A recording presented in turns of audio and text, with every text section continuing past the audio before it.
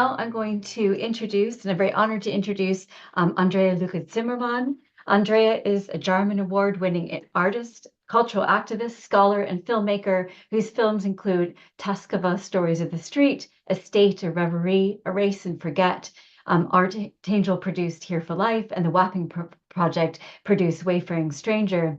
These films have screened widely across the world, including at the Berlinale, Locarno, IDFA, Istanbul, and the IFFR festivals, as well as in cinemas, galleries, and community and activist spaces. Andrea has co-founded the cultural collectives Fugitive Images and Vision Machine, which were collaborators on the Academy Award-nominated feature documentary, The Look of Silence. And she is also professor of possible film, which is a fantastic title, at Central St. Martin's, London. Andrea's multi-layered practice explores fragile refusals and counter-memories, particularly of itinerant lives, both human and otherwise, in relation to structural and political injustice. Animals of feature across her body of work across different contexts, but often within communities who are unseen, who have been invisibilized or deliberately marginalized. And as such, the aesthetics of her films are infused with a commitment to ways of seeing that which have been rendered unseen. In an interview about her film Estate at Reverie, which was filmed over 7 years in the Haggerston Estate in Hackney, East London, she made an observation that I found very striking, saying, "It's not about a community, it's from a community." And she emphasized that in seeking to open a space for representative of the collective inhabitants of that community, that animals ended up coming too, including the cows, sheep, and donkeys that are seen throughout the film Estate. In her talk today, we'll hear more about how she seeks to present animals in their own terms throughout her work, whether it's the street dogs of Istanbul or creatures and animals in Palestine in her current work in progress, which she's going to talk about some to us today. So I'll hand over now. Thank you so much for this introduction, and thank you for inviting me.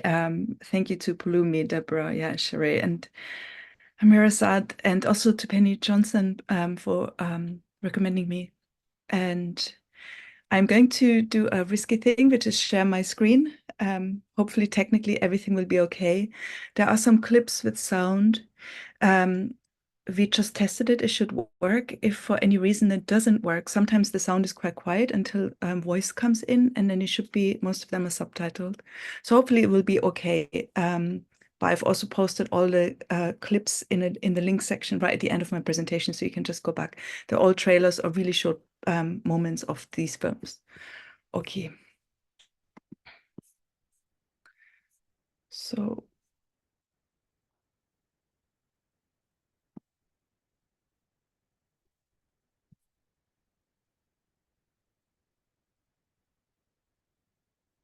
Just 1 second. Okay, so I need to know if this is if you can see it, because I can't actually see. Yeah, amazing. So I am calling my talk The Menagerie of Meanings. Slightly shifted it. And in Harrow, Joy Williams writes, "I think the world is dying because we were dead to its astonishments pretty much. It'll be around, but will become less and less until it's finally compatible with our feelings for it." So my work is deeply engaged with what Amirazad called vernacular feminist perspectives, lived experience, embodied knowledge. And I emerge from a particular history. And through my sub-working class background, I'm seeking counter-memories of those marginalized by capitalist and progressive logics. And we are living in a time of necro-capitalist logics, I would say, and many others, and which imply the denial, if not even the erasure, of the possibility of encounter, of intimacy, including with the more than human and deep connection. So in this presentation, I will be working my way through a menagerie of encounters, which is present in my work. And the menagerie is a space where people keep animals. The etymology of menagerie reads, a collection of wild animals kept in captivity. And it comes from the 18th century, from the French menagerie, which means housing for domestic animals, or 16th century, housing for domestic animals, yard or enclosure in which wild animals are kept. It's from the Old French, ménage, which means household. So perhaps we can see a menagerie as more than human scale, or as more human scale than zoos. Potentially, the chance is less one-directional, while acknowledging that all meanings of animals for us are inevitably framed by our binary position as both animal and not animals. John Berger, in Why Look at Animals, writes, "In the last 2 centuries, animals have gradually disappeared. Today we live without them. And in this new solitude, anthropomorphism makes us doubly uneasy." So I'm going to show, so I worked with John Berger on my film Taskafa. Taskafa means stonehead in Turkish. Stories of the street. And I'm going to show a clip in 1 second. But so I collaborated with John Berger, whose novel King gave me the key into the story. It was one of hope, dreams, love, and struggle to survive and to be visible in this survival and to thrive, actually.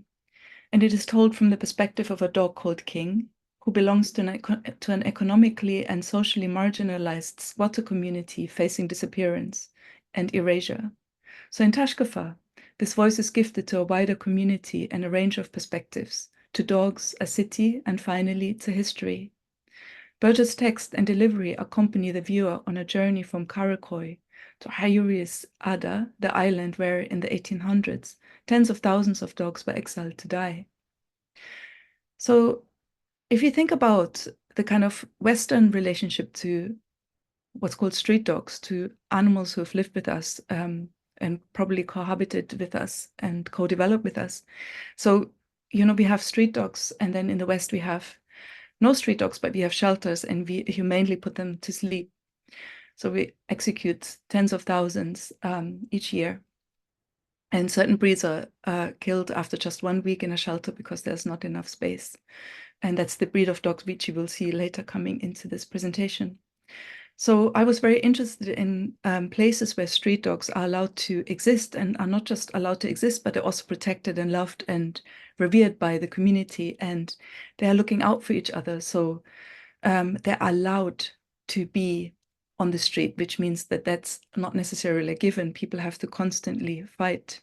And as we see just now again in Turkey, there's a huge, huge striving. Every few years it comes to get rid of all the street animals. And there are always huge protests and huge organized protest against this. So I'm going to show this clip. It starts off quite quiet, but then hopefully you will hear it.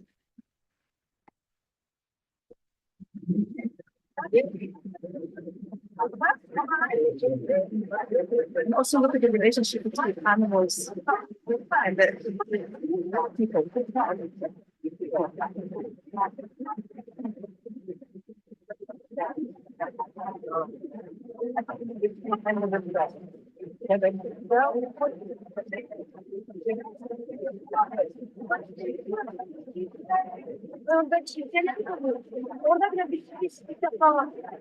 Dışında bir oğlum var. Geçtiğimiz sene Etiler'de bir kafede bir şeyler yiyip içiyorduk. Bayan geçti. Bir fino tarzı bir köpek. Bakımlı. Hatta soğuk bir kış günüydü. Giydirilmiş. İşte boynunda tasmasıyla yürüyordu. Tam o sırada topallayan bir köpek dağılmış. Ama boynunda tasması yok. Oğluma sordum, 2 köpekten biri olmak istesen bu kış gününde hangisini olmak istersin dedi. Sokak köpeği olmak isterim dedi. Beni tanıdığı için, hangi cevap vermesini istediğimi bildiği için cevap vermiş olabilir ama gerçekten hani sokak köpeği olmanın bir maliyeti var. Aç kalıyorsunuz, susuz kalıyorsunuz, badireler atlatıyorsunuz ama boynunuzda tasma yok. Kimsenin köpeği değilsiniz, kimsenin malı değilsiniz. İnsanlar da öyledir esasında. Bir sisteme bağlılık. Bu size belli bir konfor alanı verir. Aydan aya maaş alırsınız. Her zaman boynunuzda bir tasma vardır. Sokak köpekleri de benim için özgür olmayı, maliyetiyle birlikte ama bedeliyle birlikte özgür olmayı ifade eder. O yüzden her zaman her bir sokak köpeğine baktığımda onlara acımam. Aksine ne kadar özgür olduklarını düşünürüm ve zaman zaman da gıpta ederim.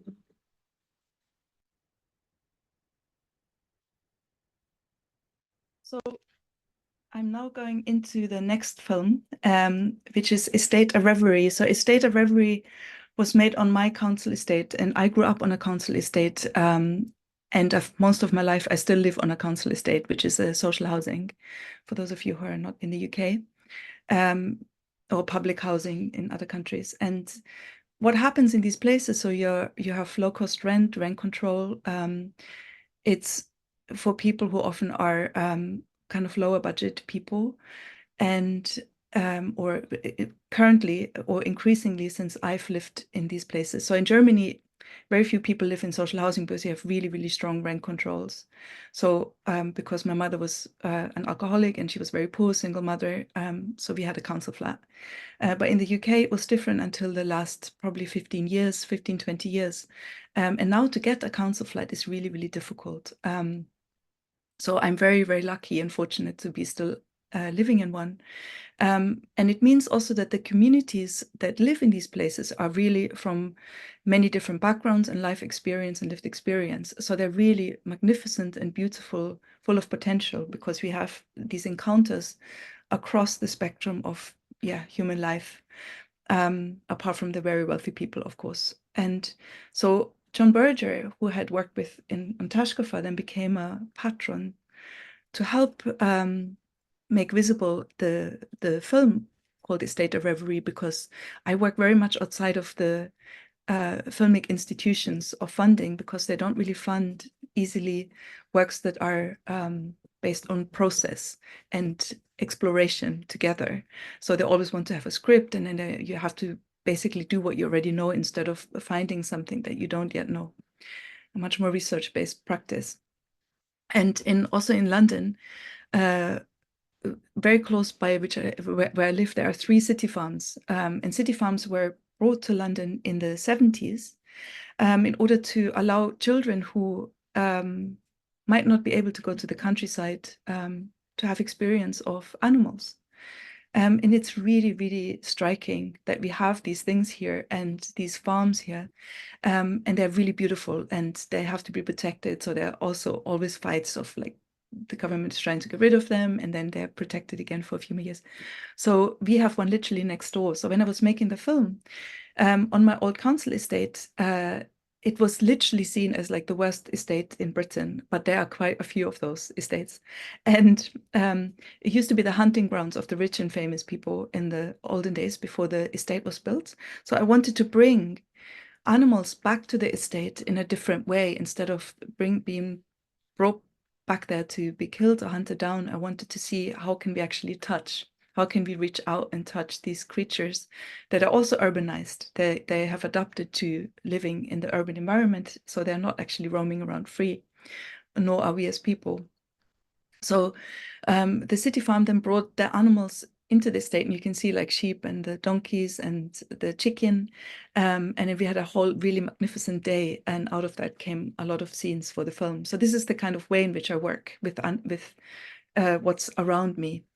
And I also wanted to question, like, what when you estrange, you can see that the estate, it was made to be quite abject by the structures around it. So because we were a working class environment, they evicted many people who were on short-life contracts, even though we fought it for decades. I was there for quite a long time before it was demolished. It was 18 years. But they'd literally just kick people out and then bricked up, smashed the pipes and put cement down the toilets and the sinks, so we couldn't even open up the places again and fight for like a repair of this. And they just bricked them up because they wanted to demolish and sell them to a private, because it's on the canal, so they wanted to privatize it. But we fought it, and we have a third of the estate we kept as social housing. So we lost quite a lot, but we also won a lot. And what interested me also about the work on the estate is like how people, there were so many dogs and so many animals and cats, and there was a car which was made for cats, there was a car which was made for foxes, and everybody left like scraps of food in there, and then loads of people had dogs. And you can't go into an elderly person's home if you become housebound and you need to have more care, and go in a public home and take your animal with you. It's not allowed in the UK. So poor people are losing maybe their companion, which they had for over a decade. And then so quite a few people on the estate refused to go into sheltered accommodation, and they lived housebound.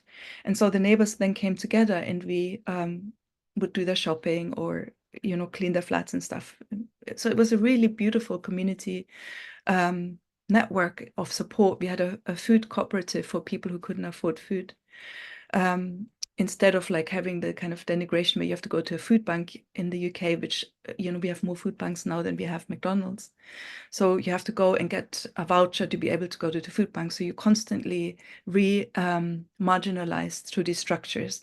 Whereas in our estate, we had a food bank, which was just cheap. It was all cost price, and everybody could more or less afford it. So I became very, very interested in how to show our kind of coexistence with animals in a different way. So these were all the people on the estate just towards the last moments of it. And I want to show you the trailer here.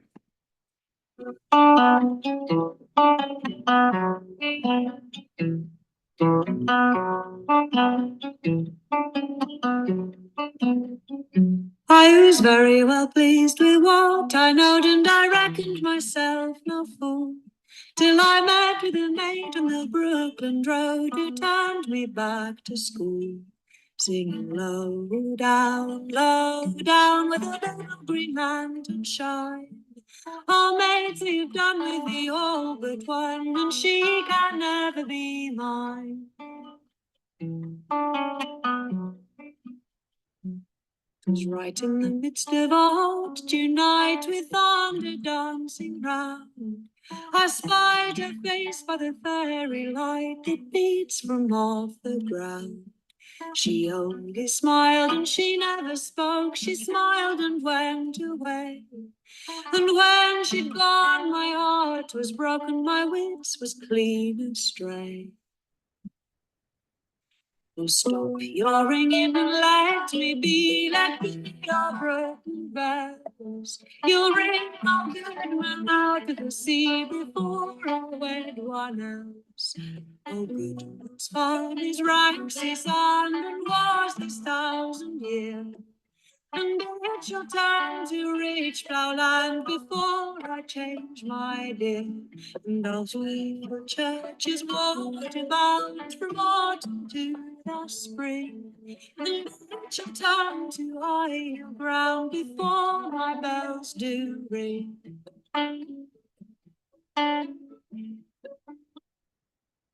Leave me walk on the Brooklyn Road in thunder and warm rain.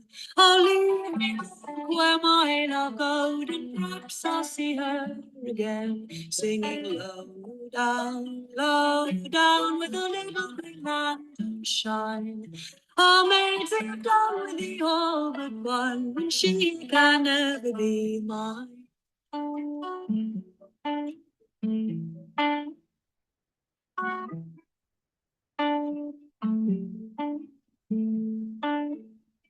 Singing low down, low down.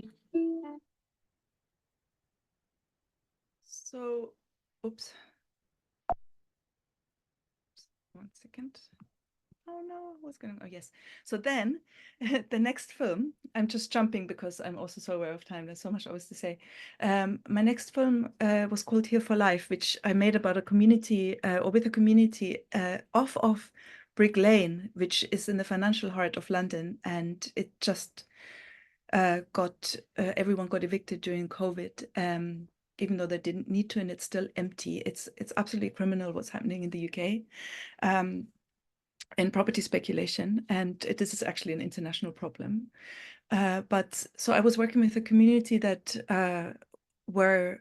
made their own city. It was really amazing space. There was no policing. It was self-organized, and people built their own houses. And so I was working with a company called Cardboard Citizens, which is people who have experienced homelessness or in recovery from addiction, which is just down the road.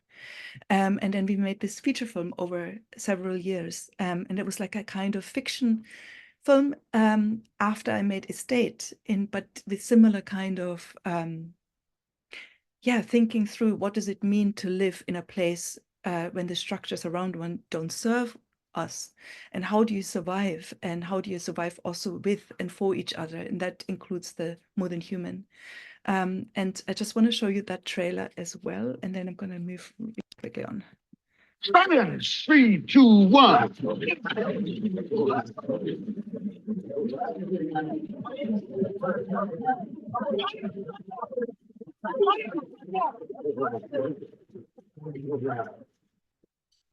You fish, you don't hunt fish. It's the semantics of it. You know what we mean. The fish are going No, around, it's not. and you go after them. You go after them with sharp objects. It's not an argument. No, it's not an argument. Sorry, I don't mean my voice to sound like I was An open discussion. My voice sounds rowdy, but I don't feel rowdy in the slightest. Let it ride, fish will fry, fish will fry, fish will fry, son of a fry, son of a fry, fish will fry, fish will fry, fish will fry. Why they got to lie when too many fish to fry? Satisfy, satisfaction, easy, manufacture, Russell manager, ancient agent, rock is that slack. Pussy and jaws, frustrated.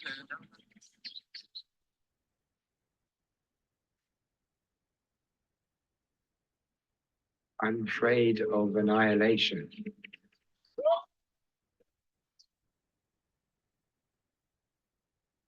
And at the beginning of this trailer, you see people playing horses. It's a game called Horsey, and that is from a real experience that one of the performers had been hired, were a circus performer, been hired by a very upper class royalty, and that was the game they played. So we kind of adopted it for our film, and it's very funny. So, but it made me, you see this animal in this one. So my next film was called Art Class. And there's also the dog which played in Here for Life a very prominent role, and that was my dog, Ella. And Art Class I made as a response to be nominated for the Jarman Award. And I wanted to, really, make explicit, I guess, the relationship between art and class, especially within the kind of Western perspective of where art has been financialized and, it's become elitist and elite pursuit rather than it's the right of everyone to express themselves properly and actually really contribute. And if you see, for example, especially because I've been learning Arabic for many years, and the kind of Arabic language and in relation to poetry is magnificent. And we all have this right to become participants in our own beauty, I guess, in the making of beauty of human life and otherwise. So I wanted to also explore how my experience was having such a dog. So Ella was a, which you would almost now call a banned breed in the UK. And I just wanted to read an experience that I had, and it ended up in Art Class. I walk into my local park with my dog Ella. Somebody picks up their small boutique dog. Did you pick up your dog because of mine? I ask. Yes, because my dog costs £3,000. In our neighborhood, in our now rebuilt estate, we can see the changes made by gentrification most acutely, not by the changes in cars, clothes, or hairstyles. It is the dogs that mark the change more than anything else. And generally, what was once a majority canine population of staffies or variously shaped crossbreeds has now been replaced by almost exclusively smaller dogs and pedigrees, Dachshunds, Frenchies, Iggies, numerous kinds of poodle doodle, etc. Being practical and even generous, one could say that this is because it's easier to have a smaller dog when one lives in a flat, but I know that a dog's reputation does not necessarily match the dog's temperament. In fact, dogs are often used to discriminate against a certain type of person. Sometimes the owners of smaller breeds speak to me or my neighbors with dogs similar to mine and find out that we are writers or filmmakers or whatever is acceptable. They did not expect this, and they start to visibly relax. And then they have no problem telling me this even. And I always thought of, this kind of racism and this kind of prejudice as multidirectional. And I wanted to really, question it back also into this whole kind of way of culture that produces this, and it's not innocent. So I always thought of urban animals as witnesses in the face of power, the power we grant them and how we appropriate them. Hope, then, is always the process of finding beauty, especially in those places deemed ugly, pathetic, and insignificant. It is being with and in the world, knowingly entangled beyond only the human. And then that led me to, I'm almost in my Palestine section. I'm looking at the time too. But it led me to my next film, in which Eileen Myles features. And I don't know if anyone of you is familiar with the poet Eileen Myles, but Eileen has been very, very active in posting almost daily, several times, about Palestine, and is a brilliant poet and very outspoken. And in my film, Eileen is the last person, so I'm working with people across 8 decades. But the oldest, Tizi Rose, who you see here in this frame, is in the first, because she's passing on. It's like, who sees us when we literally have nothing, when we spewed out of this world? And you can see this beautiful dog also in the back there. So I'm working a lot with animals in all my work. And in this film in particular, I became interested in ideas of care. So Eileen Myles not only is also an activist, but also very engaged in trying to rehome and rehouse staffies, and like the dog, which my dog Ella was. And so there's an inseparability of life and art that I'm really drawn to in people and in makers. And Eileen embodies that, and that leads me then to Palestine. So this was my dog Ella. The film ends with her. And oh yeah, no, first, sorry, trailer. Sorry.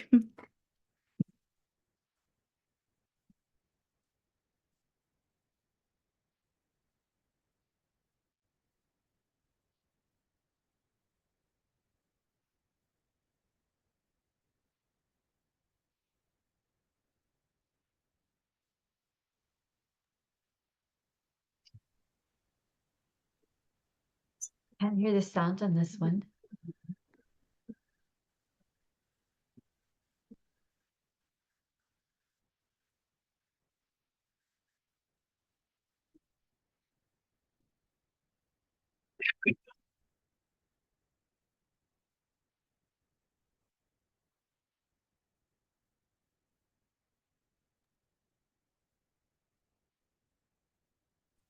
There is a sound in this one. We can't really hear that. As Oh no, that's a shame. Oh, it doesn't matter. I put the link in otherwise. So Perfect. I'm gonna just continue then. So my work in Palestine over the last few years, until obviously currently it's really difficult to go and spend time, and the priorities have also shifted into enabling fundraising and doing whatever we can. But so this is so I've been doing loads of work, not just around animals, but also often with animals. And so here, this is it was a dog which was injured and it's been trained by people who are part of the Palestinian Animal League to go to schools to teach empathy and care around the many street dogs that exist. And they're also in particular in Ramallah, but in other places too. In some of the villages around Ramallah where I was working, there's like little pots of water and little pots of food out for different animals. So anyway, I was working with many of these creatures, and I just want to read you something before I go to my last image. So this was just published in Brick magazine as part of a much longer essay, and I've put the link also in the end, and that's going to be my last bit. So these images are part of my Palestine project, and the idea of care has escalated by a number of hundreds of thousands, a whole nation, territory facing assault on every level. And,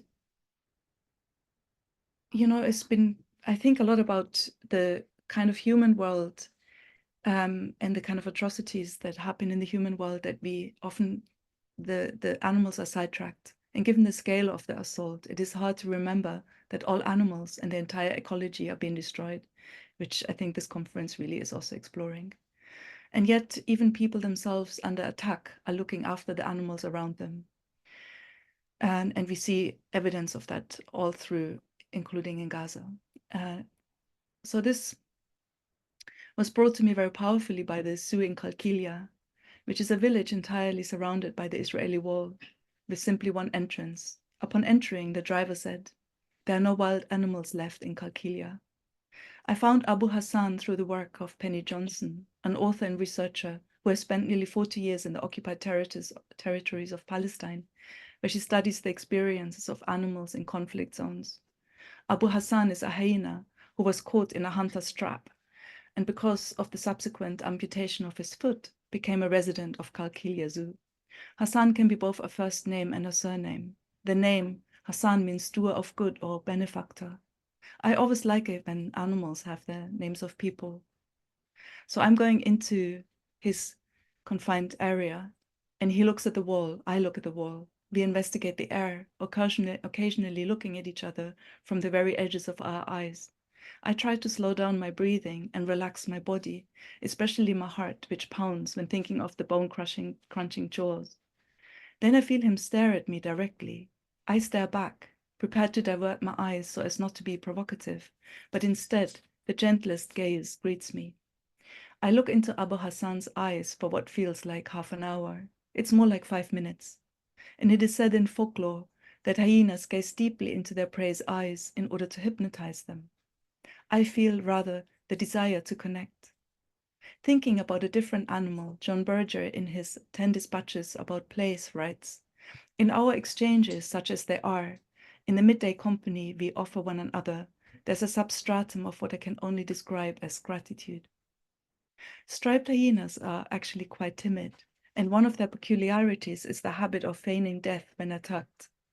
I know the danger of comparing behavior across species, yet survival mechanisms may touch us in unexpected ways. And my friend Erica says she would never fight back if she was attacked by people. How can you know this is how it will be? Or is this how you intend to act? And she says, this is how it will be. Vultures don't kill, eagles and goosehawks do, and people love those killer animals like leopards and lions. And I leave my house at sunrise to film the street dogs. Some are relaxed around me now, grown used to my presence in the area, and I can capture them on camera easily.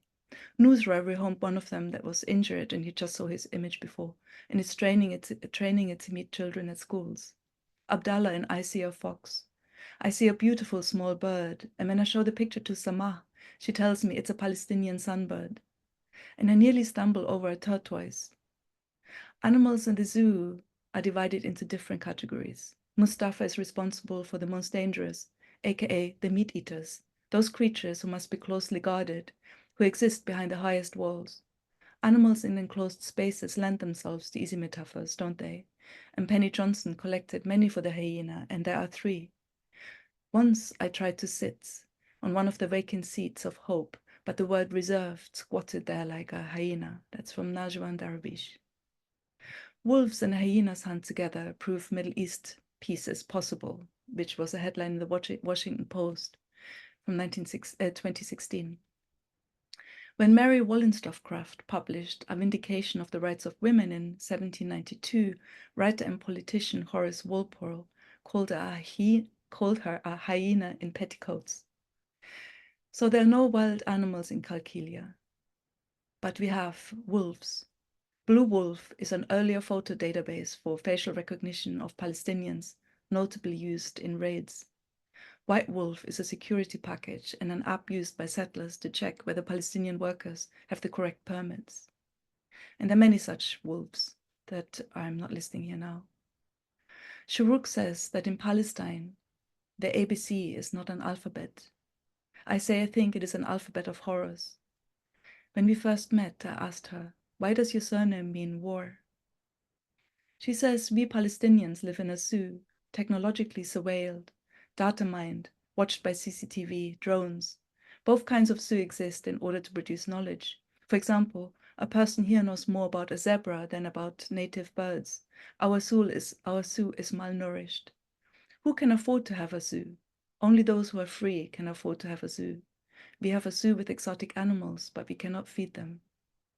And many animals died in Qalqilia Zoo because of the blockade in the last Intifada.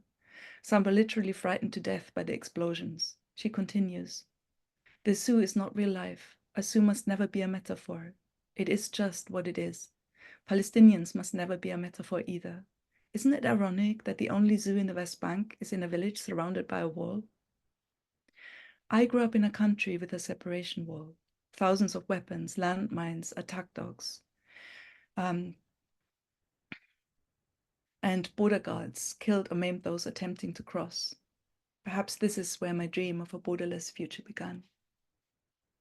That's it. Thank you.